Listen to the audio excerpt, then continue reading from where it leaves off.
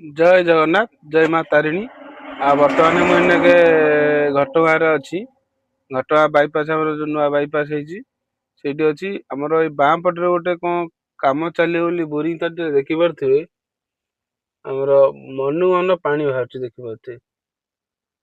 ଦିନ ମାନେ ତାର ଯୋଉ ଦିନଠୁ ବୋରିଂ ଚାଲିଲାଣି ସେଇ ଦିନଠୁ କାଳେ ଏଠି ପାଣି ଏମିତି ତାର ମନକୁ ବାହାରୁଛି।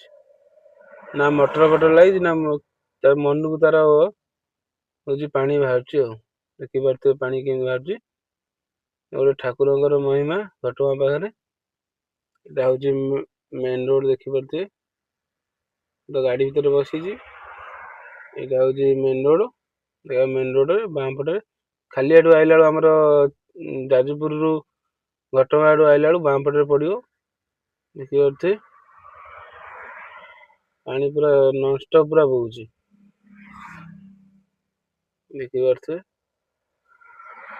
ଏମିତି ରୋଡ ଆଉ।